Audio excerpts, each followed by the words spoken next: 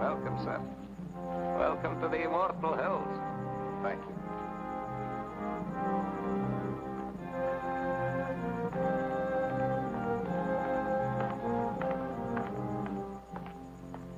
So, by way of making you feel right at home, Bobby. Mr. Chairman. Come along, sir. After you. This is your place now, you know. Of course. It isn't as if you was any stranger here, Bob. Yes, but somehow this place all looks different to me. Like I never saw it before. Well, maybe I never had to. It's cold as an icebox in here. Oh, that thing hasn't worked in years. Cement holds the wet, you know, makes the air a wee bit Christmassy. Won't bother you none once you get down to work. I'm not sworn in yet. Oh, that's only for show, sir. Now, let me see if I got the list of committee men right.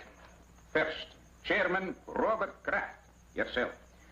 Mr. Honiger, Treasurer, your Uncle George, Secretary, and of course Mr. Trowbridge and Mr. Bates, making 5 in all, right? Right. You can find me at any time, my dwelling straight across the boulevard, opposite the gate. Makes it nice, living so close to my work. Now, would you like to see the sights, sir? Give the roof a chance to catch the heat. Mm-hmm. If you care to make a tour, it's a bit warmer outside. That's quite a map. Oh, yes, sir. That's a map of the entire cemetery, down to the weeest speck of dust. Here we are, and here's my shed with the row stone, and there's the gate you come in. Certainly kept it up to date. There's the new mausoleum on there already. Aye. Oh, yes, sir. This map's going to be a big help to you, Bobby. Suppose you got a customer and you want to know what ground we can show him. This is where the map comes in. One look and quick as a wink, you know who's where and what's what. It's them pins that makes it so easy. The black ones stand for the ones that is already there, and the white ones for them as has made their arrangements for the future. Now, for example, here's my place. Lovely, isn't it, Bob? There. Sun in the morning, but gets those trees to give shade in the afternoon heat. McKee, you've been on this job now 40 years, right? Aye. Well, I guess the committee's right. It's high time we retired you. Nothing to worry about. Full pension. You draw the same check every month. I'm to be paid for nothing from now on. No, you're to be paid for 40 years of devotion. And that's something. Anyone in mind to replace her? Oh, I hadn't given it much thought, sir, but, there must be plenty of young and hard-muscled toffs would give the right teeth for my shoes. It's a lovely place to work. You're outside, near Mother Air. Well, let me know if you find somebody. Oh, I will. Yes, sir, that's quite a map.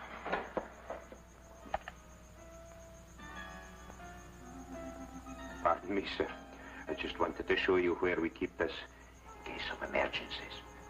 No need to worry, though. We haven't had none yet. Oh, you expecting visitors, sir? No, but that sounds like Stu Drexel. Oh, aye. Drexel and Pretty Beth Ferris. Did I hear they was promised? Looks like they're hitched.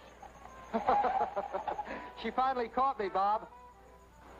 Betty, many happy returns of the day. Stu, that's a great place you picked for a honeymoon. Oh, marriage has made me conservative. How about it, Mrs. D? Can I carry you over the threshold? I still don't think it's so very funny. I think it's positively awful if you really want to know the truth. Oh, Bethy, don't be that way. What's the trouble? How would you like to get a cemetery plot for a wedding gift? Now, Bethy, you know Pop never meant it for a present. It's just a formal, legal sort of thing. You see, Dad left part of my inheritance in trust for when I got married. One of the provisions was that myself and my wife had first-class accommodations here at the Immortal Hills. Doesn't cost us a cent, but we have to buy the plots before the bank will let me have the cash. You know, Dad, he never did consider me much on responsibility. He was a very smart man. Oh, aye, that he was. And though a bonny bride should have her thoughts far from doom, it's a lucky girl whose father-in-law provides from the beyond for her future. Isn't he sweet? Thanks, Scotty. Bob, give us a couple near the old man, will you? And call up Owens at the bank in the morning so I can cash a check. I don't think it's funny at all.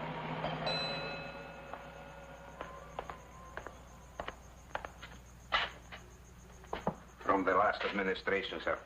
Folks get a wee bit rocky when they come out here sometimes. Best to be prepared. Down the hatch.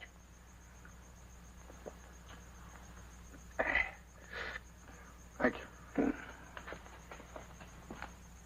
Oh, over here. That's where the Drexel bunch is. Ah, it'll get so you'll love it out here, Bobby. It's a fine and green and lovely place. A fine place to slip away from the cares of the world. Slip away and live a wee bit.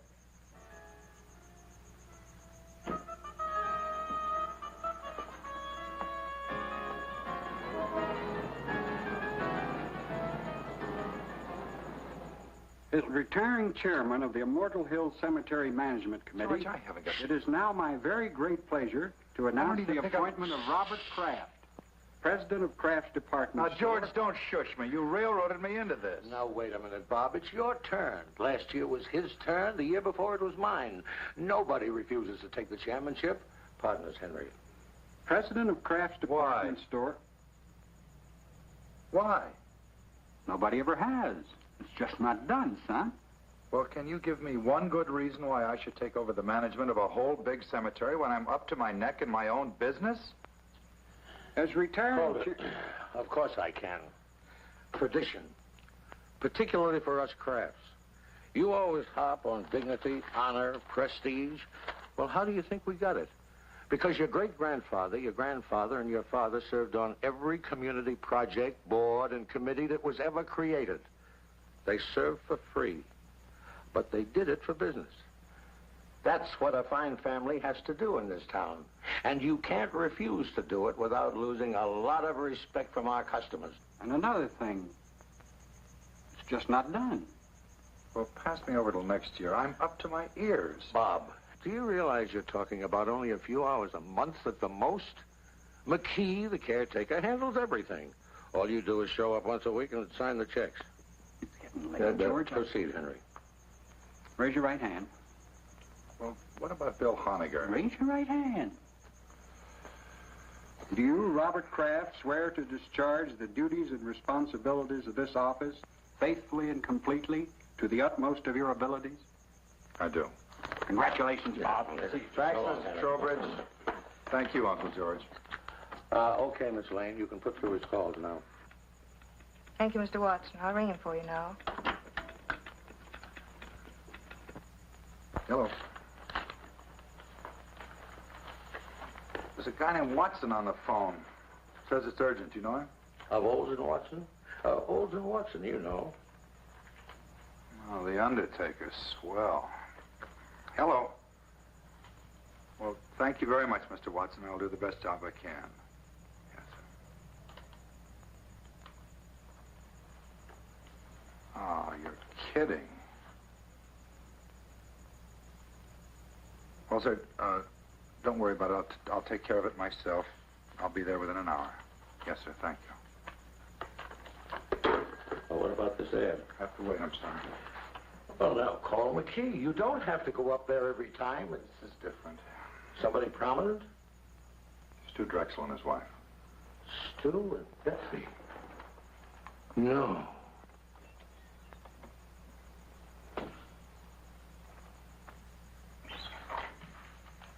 Hi. Hi, Jess. McKee, this is Mr. Jessup of the Milford Herald. Hi, Jessup. Oh, the west slope between the Pattersons and the Finleys. What else is new? You were my big news for the day. Asked about plans for the coming year, Kraft revealed the Immortal Hills will install a drive-in bar to stimulate additional trade. I'm stuck with the obituary detail. Boy, it's cold in here. McKee, let's get that heat on that letter tomorrow. Huh? We better get ready for the interment. Aye, that'll be done, sir. And you better change the Drexel pins. Black instead of white. Oh, they already got black pins, sir. Oh, who changed them? Well, now, the last I remember was the very day they come out here to give you the order, and you stuck in 2 pens. Yeah, I guess that's right. I must have picked up the wrong color. Hmm?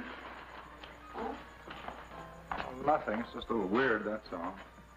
What? Well, the kids came out here right after they tied the knot. They bought a couple of plots. Stu was complying with some technicality in his trust. And it was all very cute. We had a couple of laughs. And afterwards, I jabbed 2 pins in the map, white pins, I thought, just to make it official. And I hear today they've been killed. And the maps had them on the blacklist all the time. Okay, so what? Well, nothing. It just made me feel a little eerie, that's all. I think he means he marked the young couple for death, sir. Yeah, I guess that was it. That must have been the feeling I had. Well, it's funny what'll go through a guy's mind, isn't it? Do me a favor, McKee. If he starts fooling around with those pins again, be sure he stays away from the west slope, between the Pattersons and the Finleys. Indeed, I will, sir. Hi, Annie. What are you doing out here? I had a luncheon date, but I was stood up. I know a nice little place down the street. I just might take you up on that. I won't hold my breath. George told me about Beth and Stuart, and I just had to see you. Made me think how lucky we are just to be alive and together. Well, Ann, this is Mr. McKee. This is Miss Craig, my fiancée, Andy. How do you do? Would you be wanting me for anything else, Bobby? No, thanks, Andy. Bob. What's wrong? Well, nothing. I'm just a little depressed, that's all, but you'll take care of that. Ann, I kept wishing we could keep our appointment. Oh, rendezvous, if you don't mind. Your gray flannel is showing. Actually, do you know what made me turn around and come here instead of going home? Well, I was driving along, feeling rejected. And then all of a sudden I saw you very clearly in my mind. Bob, it's just that you're too attractive. After all, president of a department store and in charge of the Immortal Hills. Irresistible. I saw you and I heard you. Lunchtime, Annie. That's what you said distinctly. Lunchtime, Annie. Well, I can do better than that, I hope. Oh, you did. You said, I want you. And I need you, and a whole lot of lovely things I'd be embarrassed to repeat. Yeah. You know, just about the time you were seeing me, I had you on my mind. That's amazing. No, I mean it. And I don't blame you for not wanting to repeat what I was thinking. We better go to lunch or get married. Oh, I can just as easily join Jess at that little spot down the road he spoke of. We regret the management does not permit exchanges once the merchandise has been purchased. Then I'll freshen up.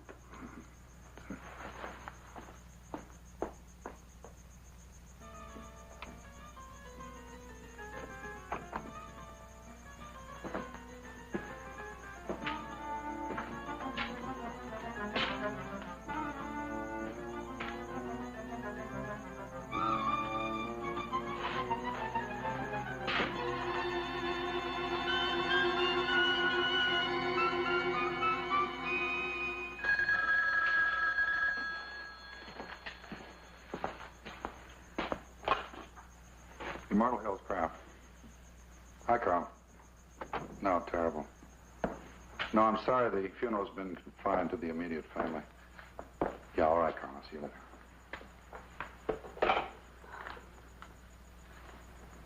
later. No, no.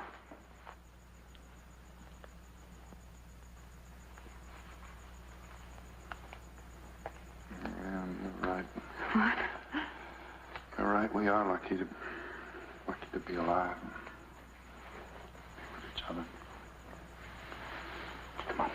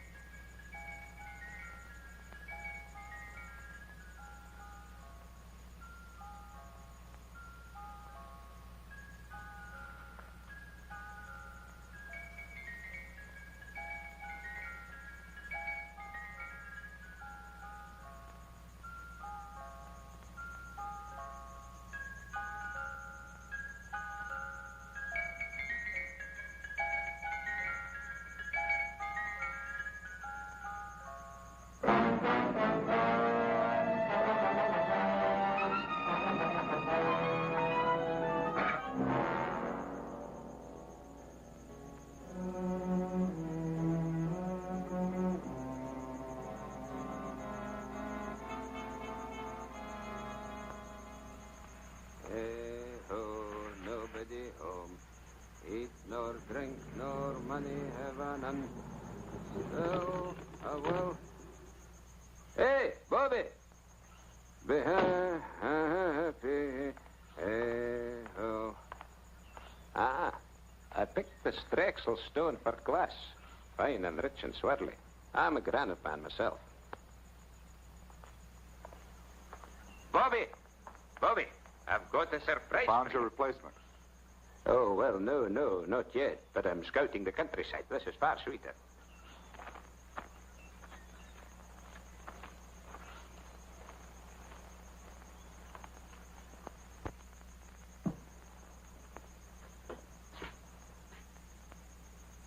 This is what I call getting things done. Oh, gee, you should have been an executive.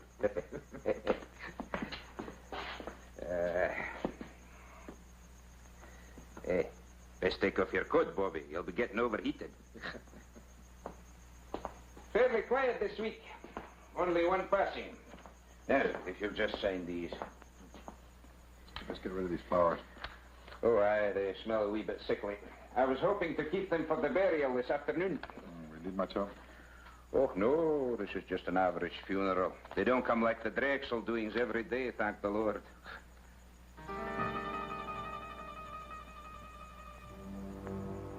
McKee, this bill for W. Isham. What's it for? Why, he's the lad for this afternoon, Bobby. Oh, no need to look so sad. Willisham was the same age lad as me. Oh, there's something I've been meaning to tell you. Mighty queer it strikes me, Bob. I went to the map just after we got the news to change Willisham's pin to black. It was already black. Looks like there might be something creepy up with that map. Changing pen colors without human assistance, no less. I changed Mr. Isham's pin, Andy. But, Bob, you haven't been here since he died. Just a please. I know, I changed his pin before he died, not after. Jess, it's Bob Kraft. Can you come over here right away? No, I'm at the cemetery.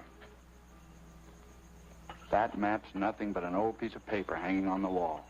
All you do when you stick pins in it is to make holes in the paper. White pins, black pins, safety pins. It doesn't make any difference, see? Well, look, it's unfortunate that it worked out this way, but coincidences are part of everyday life. Some are funny, some are pretty odd, but this one isn't even good enough to make the back page of the shopping news. That's all it is, Bob, coincidence. Yeah. You're right, Jess. Thanks. That's okay. Sometime when I've tied on a real headbender, you can do the same for me. What's your trouble? Well, nothing, but I've been through all this before. The grass, and the quiet, and that sound. I never knew what it was. It's the sound of a name being cut into a headstone. Yeah, I've heard of people who thought they'd been through the same bit before in their dreams. I think it's even happened to me. What would you say if I told you this happens to me regularly? Ever since I was a child. Sometimes as often as every other week. I'd say you were sensitive or exaggerating. Third floor sportswear, 9280 gross. Compared to 8500 as the same date last year. Basement sportswear. I'm going to call Bates and Honiger and Trowbridge right now and tell them I'm quitting. Don't worry, George. Nothing drastic will happen to the store. My mind's made up. You mean mixed up? I've lived in Milford all my life, and I can't remember any man who ever let that place get the better of him. Why, when I was chairman, I'll bet I stuck the wrong colored pins in that thing a dozen times. If I ran out of one color, I used the other. You've only been down there a couple of times. George, I put black pins in the map for the Drexel couple the day they were killed. Now, I didn't think anything of it at the time.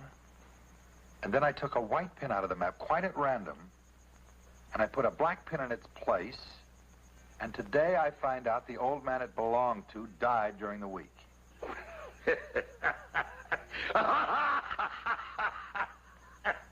Bob, that's terrible. For heaven's sake, Bob, everybody loves a ghost story. Where's your sense of humor? You don't really believe that stuff you're telling me, do you? No. But I still think I may be learning something about myself.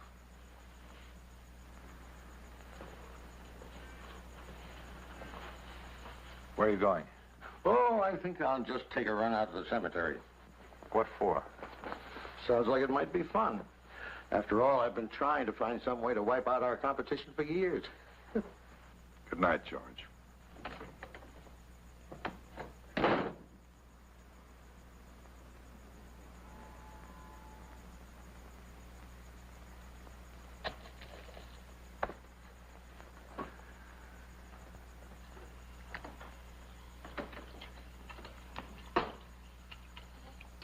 Want to take my car? All right.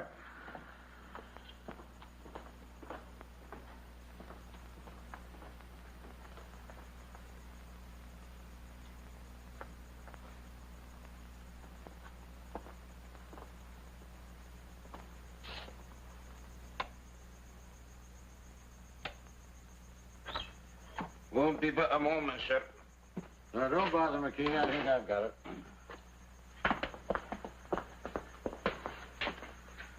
Oh, that'll be all, McKee. Is everything all right, Wilby? We'll see you later, Andy. Well, the place hasn't changed a bit since I was chairman. 2 more pins in the map. Black ones. White ones, too. Sit down and relax, Bob. I think I can get this whole thing cleared up for you. What are you going to do? I'm going to convince you that there's nothing out here for you to worry about.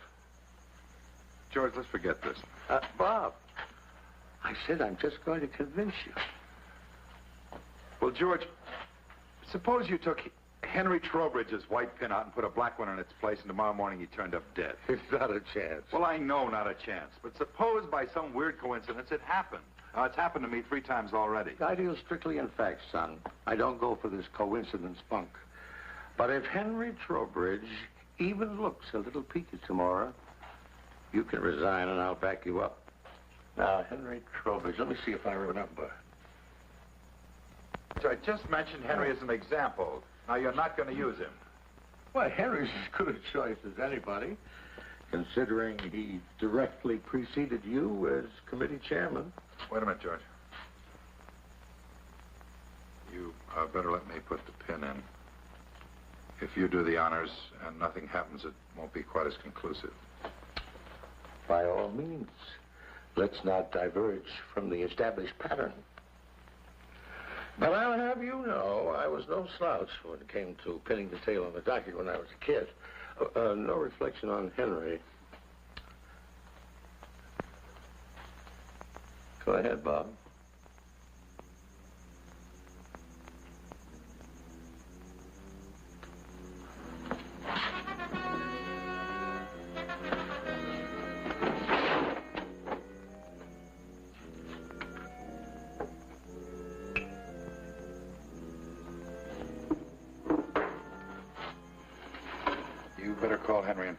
did.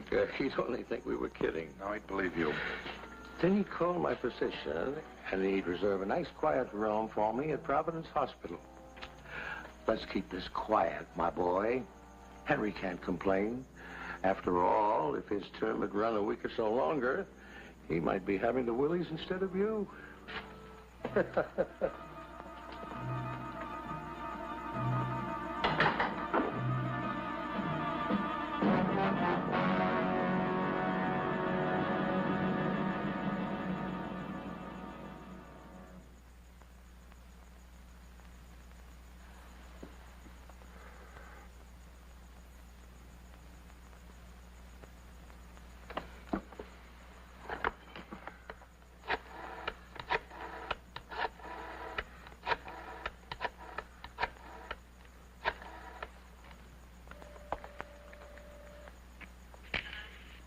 Hello, Miss Trowbridge. This is Bob Kraft. What are you doing up so late? Nothing serious. I just meant to call Henry earlier and it slipped my mind. Put him on, will you? Or if he's watching the movie and enjoying it, ask him to call me back during the commercial. No, Bob. Just hold on and I'll get him. He's upstairs reading in bed, but I'm sure he's not asleep. Well, I hate to disturb him. You just hold the wire, Bob.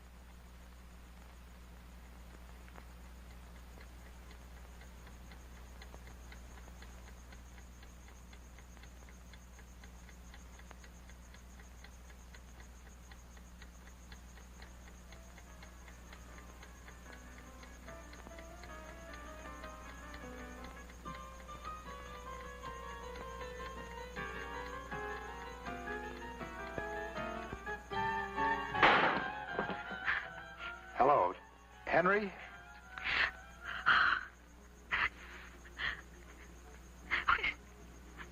He's not breathing, Bob. I've got to call a doctor. I understand. I'll hang up right away. I'm terribly sorry.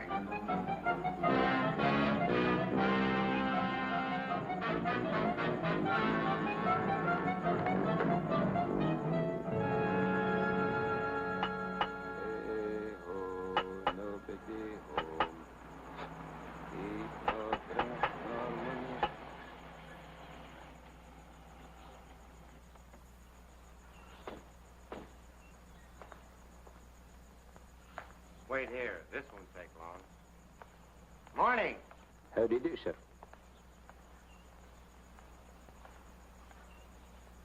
Well, I don't understand it. Jess said he'd be here in 20 minutes. Lieutenant Claiborne? So that's it, huh? Sure big enough. There are the black pins, eh? We're particularly concerned with these four. Isham and the Drexel couple, and now Trowbridge. Let me get this straight, Mr. Kraft. You say that every time you stick a black pin in the map, people turn up dead? That's right. Well, go ahead, Lieutenant. You think I'm a crackpot, and I hope you're right. I just want to prove it beyond a reasonable doubt.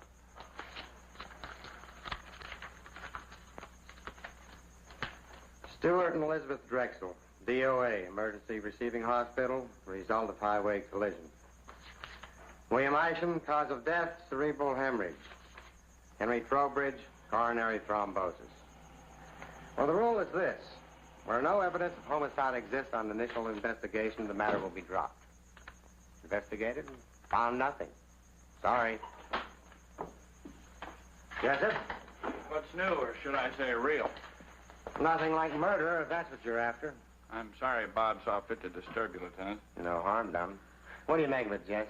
I keep telling him it's just coincidence. Yeah. If I were you, Mr. Kraft, I'd take a week or two off. Take it easy. You forget all about it. If you're going to use the story, kindly refrain from mentioning my name. I know. Lieutenant Claiborne, with an E on the end.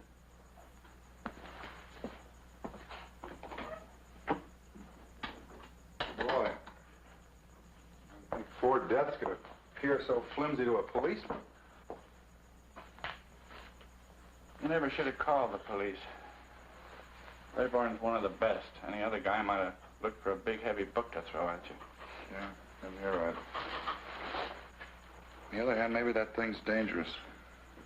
Really dangerous. Or maybe the element of danger is in a man. In me. Bob. Is there something different about me, Jess? I'm really beginning to wonder.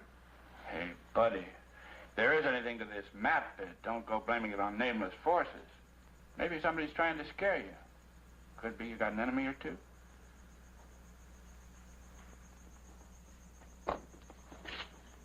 Somebody using your desk, George. He came in to keep me company, darling. That was very sweet of him. Oh, darling, you must be dead tired. I'm all right. No sleep, and then to have to go back I'm out all there right. again? There's no crime in needing a good rest. George, I've got some correspondence to take care of.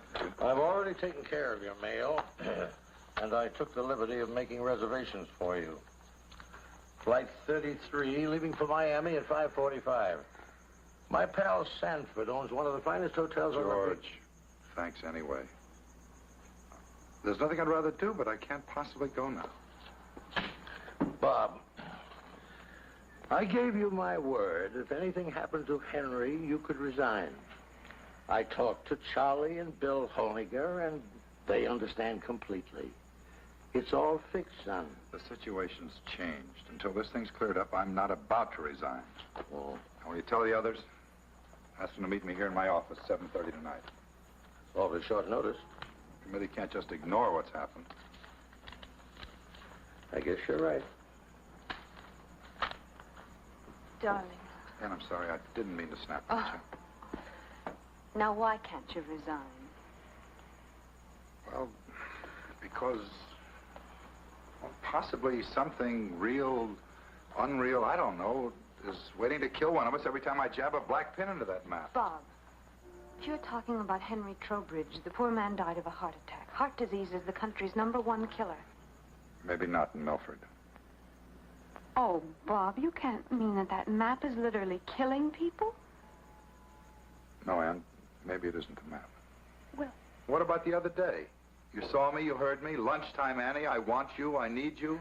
Bob, I was obviously trying to bring a little romance into our very dull and dismal lives. No, Ann, don't try to deny it. I No. do deny it.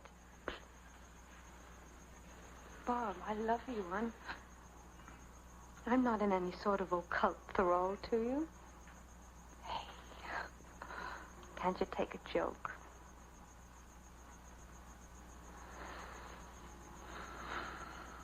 All right, then I was lying too. Does that bring you back to reality again?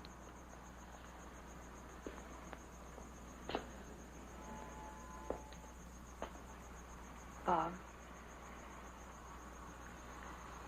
I think we better take advantage of those plane tickets. George's Mr. Sanford's could be best man. The offer's awfully attractive. I love you so much. And if you're going to cry, do it someplace else.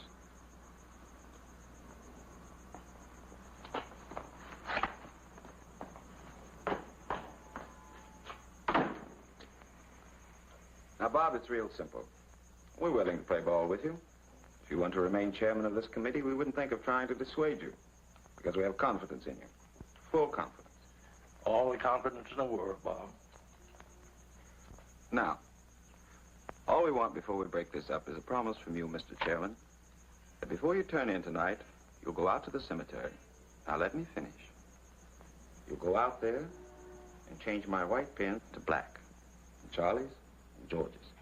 Just as simple as that. And then go home and go right to bed. No, sir. You're not the committee, Bob. You're only our chairman, with the duty to carry out the will of the majority. We feel that you should do as Bill said, because it'll put an end to this business once and for all. Otherwise, we'll do the resigning right here and now.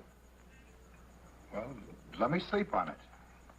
Let's all sleep on it. I don't think you people realize what might be involved here. Motion defeated. Tonight. Well, your devotion to the principle of majority rule moves me deeply.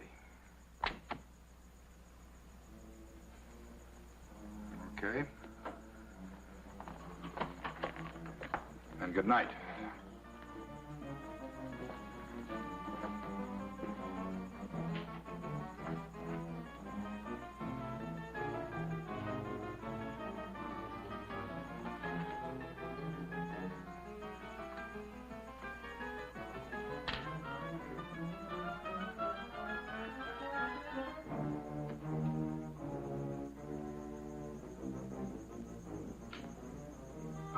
Charlie.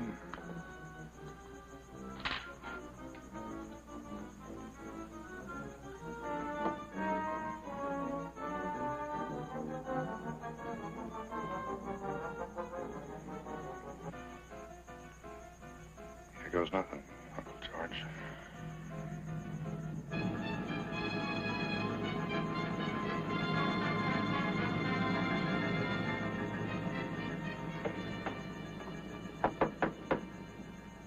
Who is it? It's me, Bobby. Open up.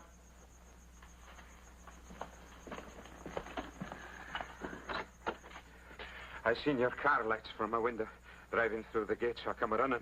You needn't have bothered McKee. You put in a full day already, and I'll see you tomorrow. No. Bobby, please. Bobby, listen. When you locked and bolted this place, I said to myself, now there's a man who knows his business. That's what I said. He may not know everything what's behind it, but he knows when a thing's to be fooled with and when it's to be left alone. There's nothing to fear with a man like Bobby Kraft at the tiller. That's what I said. Well, that's fine now. You run along home and don't worry about a thing. Nothing's going to happen to you. No. Please. Bobby, lock this door again and send yourself home. Or else, who can answer for what may happen to the whole miserable lot of us? It'll have to be open sometime. If I don't do it, they'll get somebody who will. Well, good night, Andy. Good night.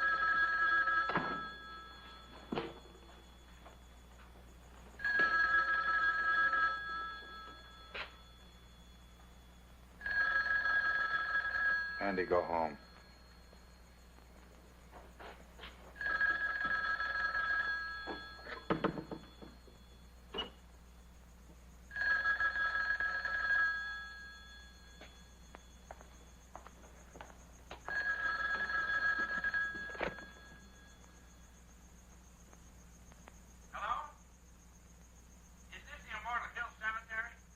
What do you want, Jess?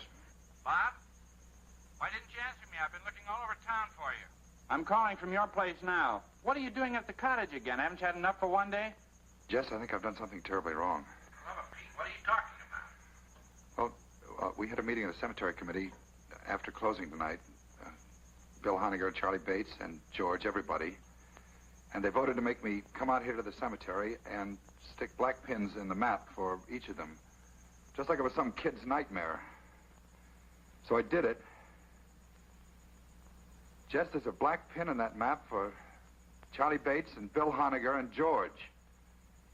And if anything happens to them, to any of them, it's my fault, nobody else's. Nothing's going to happen to them, Bob. As a matter of fact, I think they did you a big favor. I've never heard of a coincidence involving 3 people dying all at once. By tomorrow at this time, this whole big worry of yours will be nothing but a lot of hot air. Well, I hope you're right, Jess. I guess there's nothing for me to do but see this thing through. I think I'll check on it myself and see... Bob? Bob?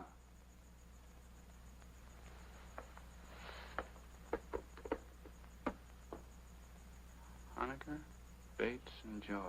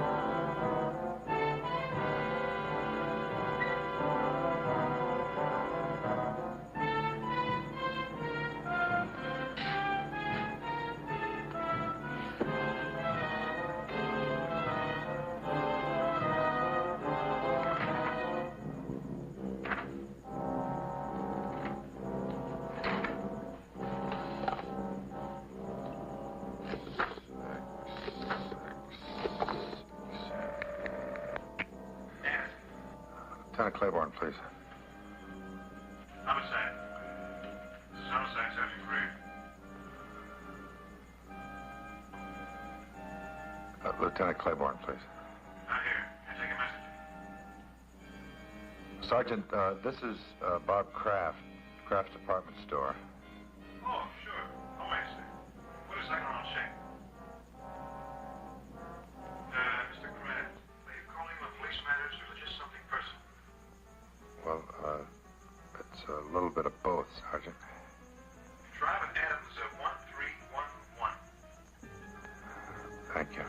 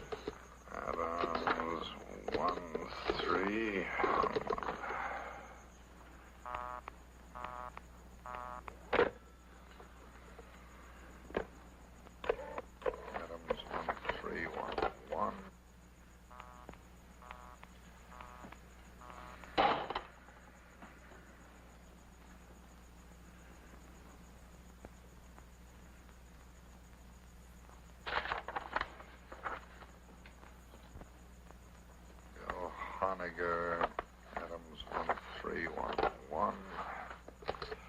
Adams 1.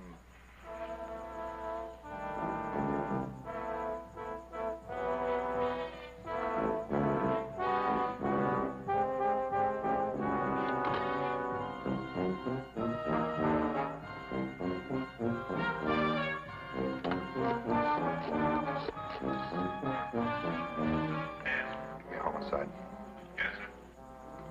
Homicide. This is Bob Kraft speaking. I can't get through to that Adams number. No? Claiborne's at that number, and it's imperative that I speak to him right now. Well, sir, just a second, sir. I think he's reporting in and on the line. They've been trying to get you, but your line's been busy. Hang up and I'll call you back right away.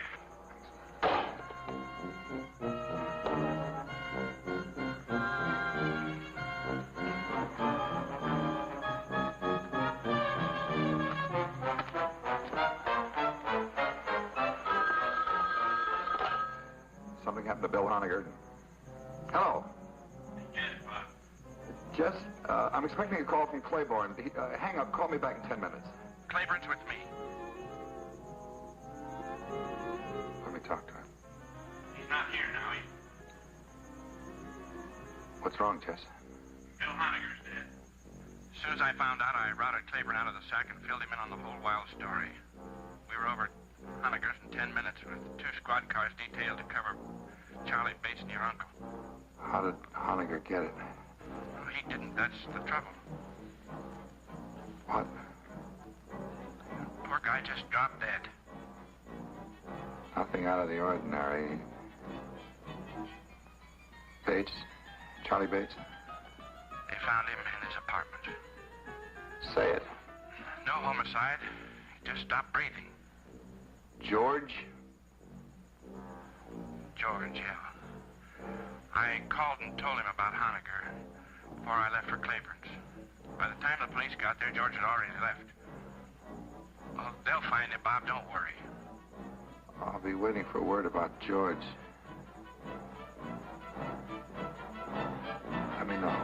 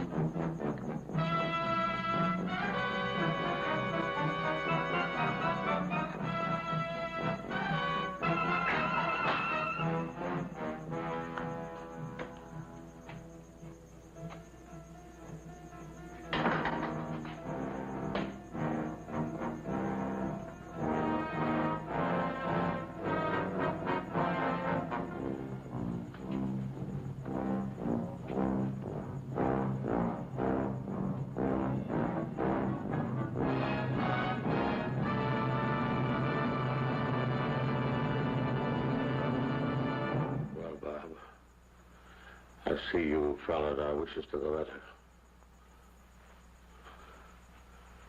Come on. I'll drive you home before you catch pneumonia. You three men made a terrible contribution to this town tonight, whether you meant to or not. I'm not going anywhere, Uncle George. I'm staying right here.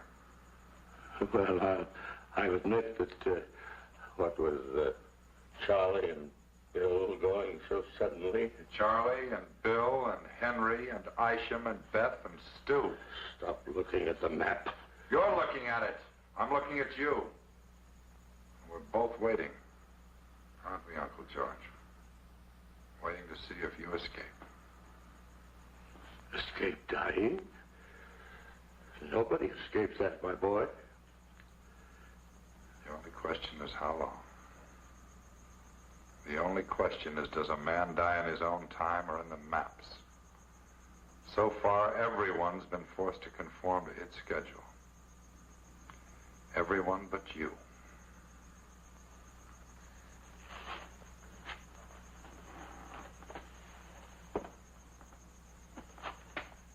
That puts me back on schedule. My own schedule. If it makes you feel any better.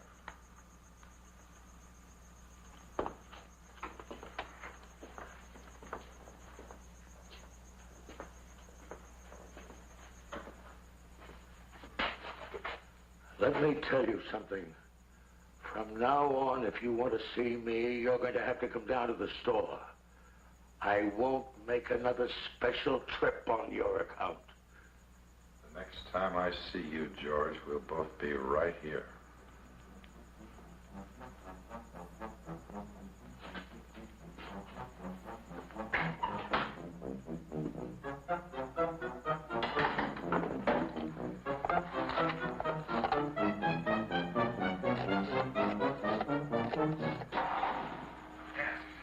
Homicide.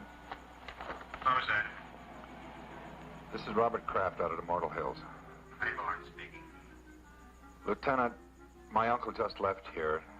I think under the circumstances, the least you can do is put a man on to watch over him, no matter how ridiculous the situation seems to you. Thanks a lot, Mr. Kraft. We'll take care of it right away. He's wearing an overcoat over his robe and pajamas. We put a description of the wire quite some time ago. You do think there's danger? Sergeant, Kraft, George F. driving east on Bunker Hill. Road from destination Manor Apartments. We'll have your uncle safe inside in 10 minutes, Mr. Kraft. You'll hear from me.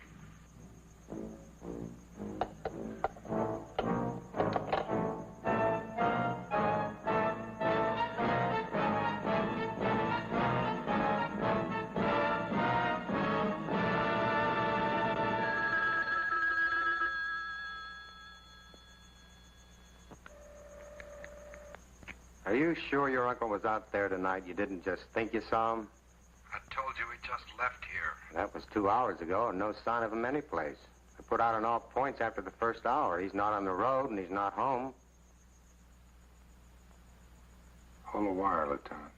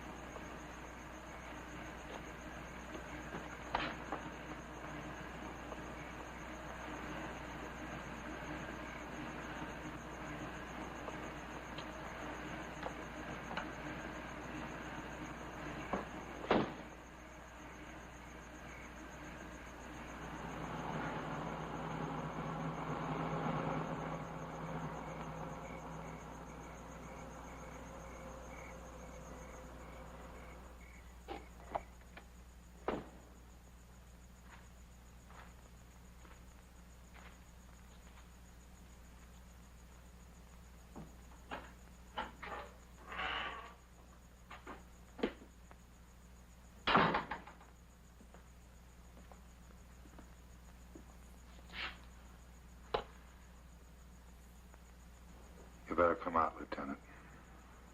He's still here.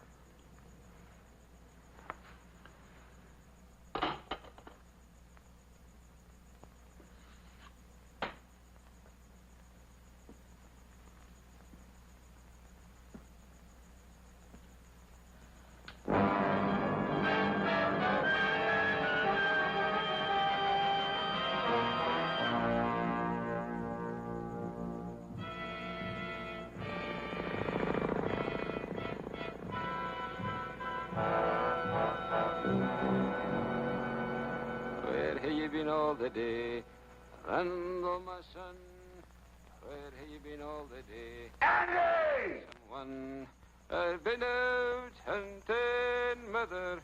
I've been out hunting, mother. Make my bed soft, mother. Make my bed soon, for I'm sick. Andy!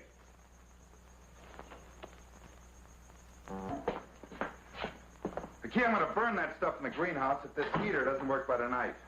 Bobby, it took a whole lifetime of collecting for me to get the whole caboodle here. And see here, you haven't even touched your foot. Man, you got to eat if you want to keep above the ground.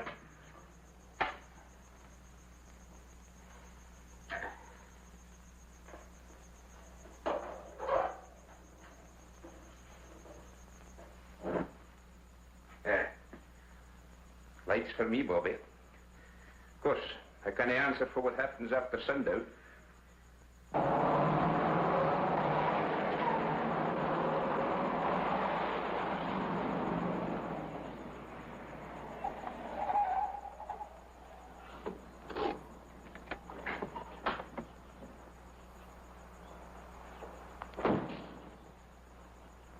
Better wait in the car.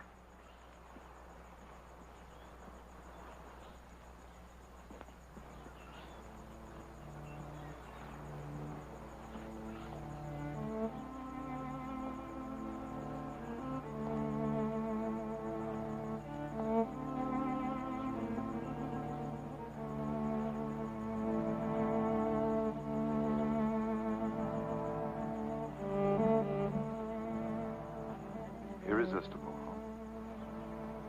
Aren't I crazy? Completely. I'll never change, I'm afraid.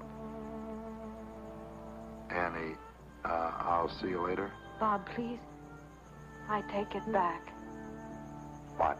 That day in the car, I did see you and I did hear you. I really did. I should never have denied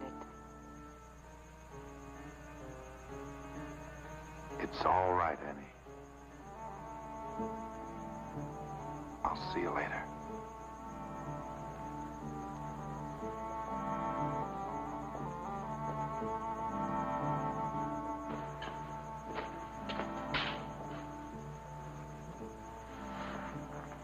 You have a party named Jacob Mittel someplace in the map? M-I-T-T-E-L. William Porter? Sure. You know him? Yeah. We contact the French designers through Middle. Matter of fact, he's in Paris now. Better strike him out. Jenny? Go ahead.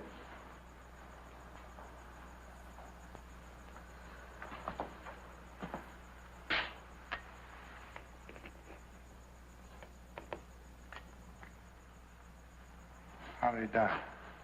He isn't dead. At least not yet.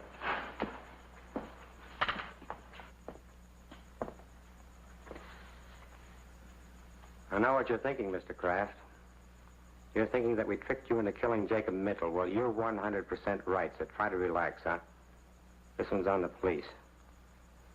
You see, Jacob Mittel's in the prime of life. No previous major illnesses, no record life expectancy, exceptionally good. And he's in Paris with all that ocean water to protect him from this mess. Up until now, all the deaths have been confined to the local area. If it strikes somebody on another continent, then we've really found something. I knew I should have gotten rid of those pins 4 days ago. Even the map, the whole thing, out. What I want to know is, what are you going to tell the district attorney is responsible for these deaths? We gave this case a real full-dress investigation, Mr. Kraft. Questioned you and all the other suspects and witnesses until a point of comedy. Found nothing. No motive, no opportunity, no suspect, no crime, no weapon. Except 7 pins went in. And the 7 people died, not 1, 7. Who put in those pins? You did, all 7. Other chairmen and so on have been putting pins in that map for years, and nothing happened. But with me, it isn't impossible for a certain kind of man to be endowed with powers that nobody had ever dreamed he could have. A lot of scientists claim that. Maps and pins can't kill alone. The power of a human brain has to be behind them. Like in the Indies, I guess, those voodoo dolls you hear about. Which doctor sticks pins in the thing until the guy in question is jinxed into dying. Of course, I know he didn't mean to kill anybody.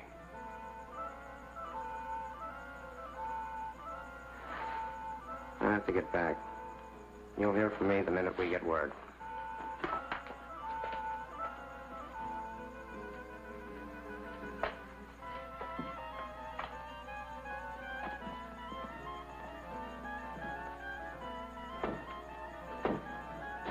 I think I'd best be running along, too. Bob. I think so.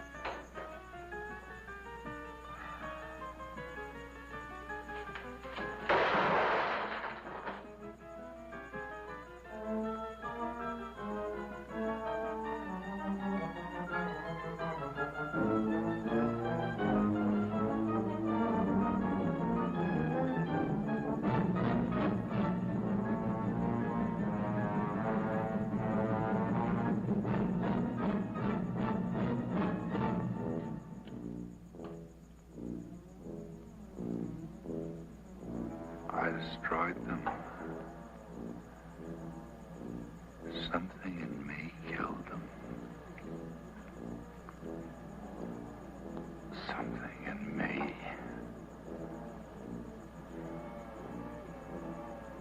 But I couldn't refuse the job. Not a man with my reasoning power. Power.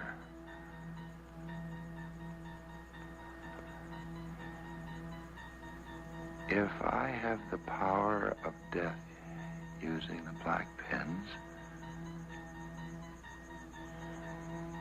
then I must have the power of life using the white ones.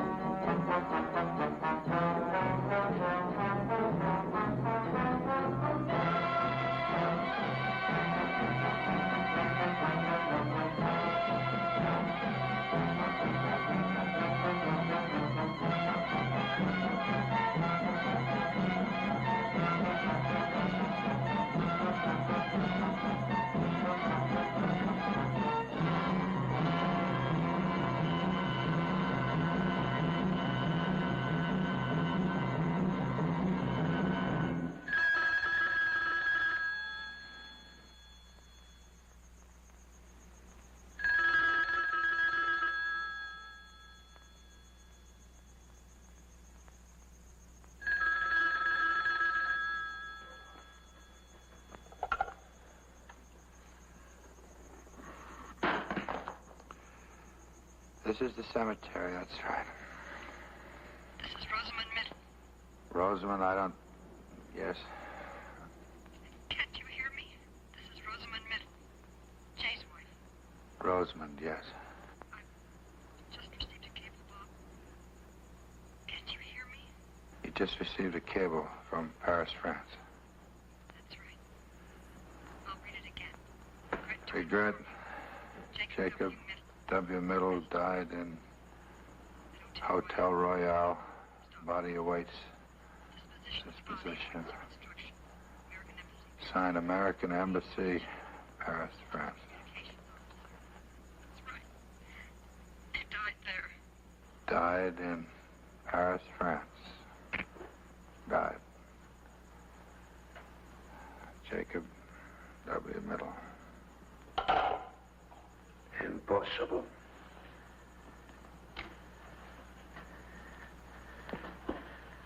Impossible. He cannot be dead. What?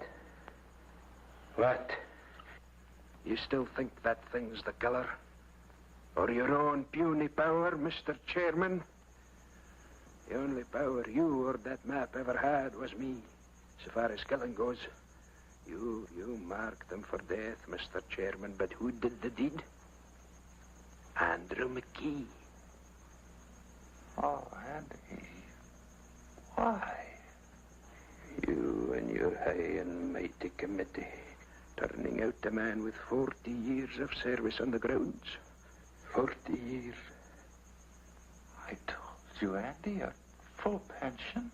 It isn't cash what keeps a man going, lad. What keeps his feet on the ground and keeps him on the job till the Lord makes him quit.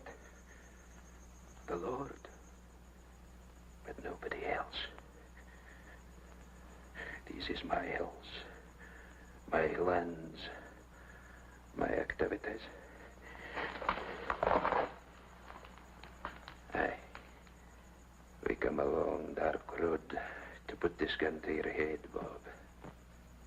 Andy, we never tried to take anything away from you. Aye, I made sure of that.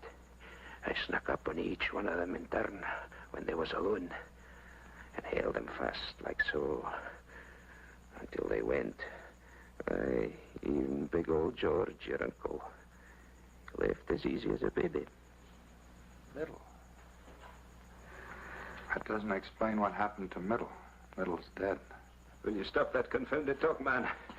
That map's not but to do that. You fool.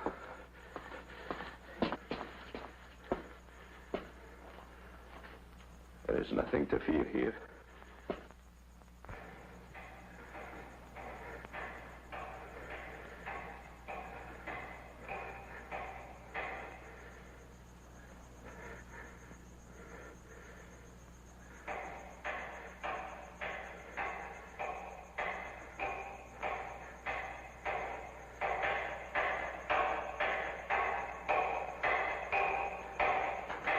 That map.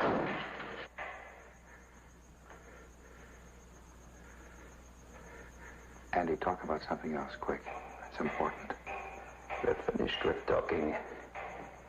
Finished you are with maps and pins black and white. Talk about something else, I said. It's important right now. Talk about anything else. Now.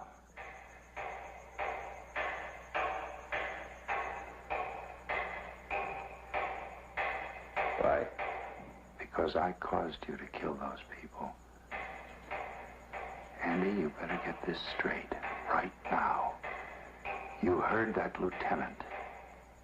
It's possible for some people to have things inside them that make other things happen. Nothing is impossible for a man like that if he thinks about it hard enough. I know you, Andy. You're no killer. I made you do it. You talked me into killing them? Then they could all be back. Andy, I never knew it. How'd you come for that? That noise. Can't you hear it?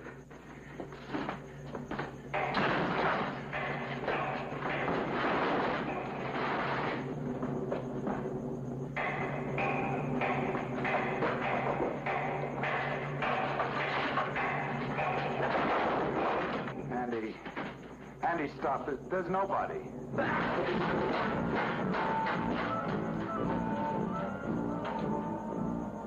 They could all be back. They could all be back. Stop.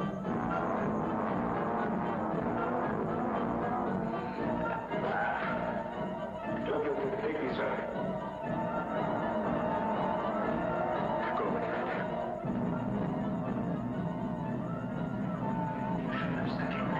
White men's fault. But now it's too late. Too late.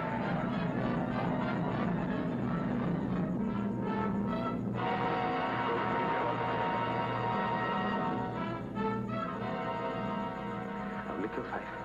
Give me all the fight. Not the Andrex. Oh, come. Go away. Go away and leave me alone. Go away. Go. Save me, Bobby.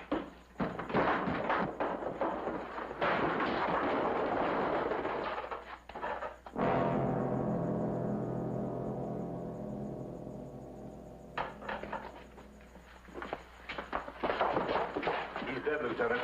All right, forget the normal procedure. Get him out of here.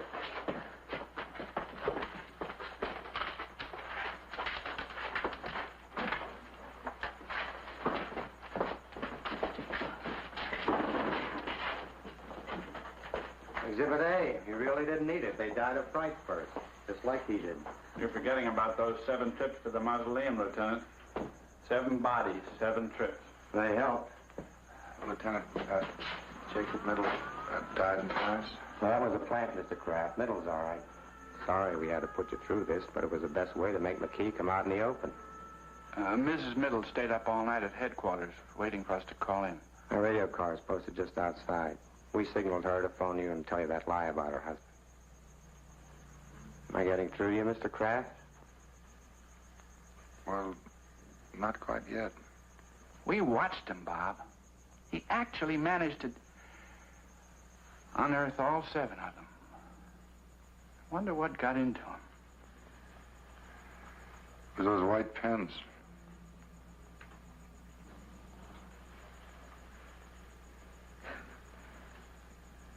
It was.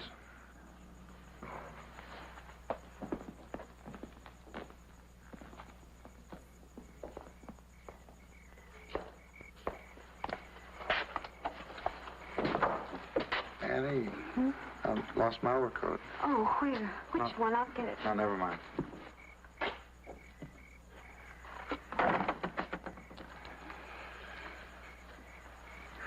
I think I can find it myself.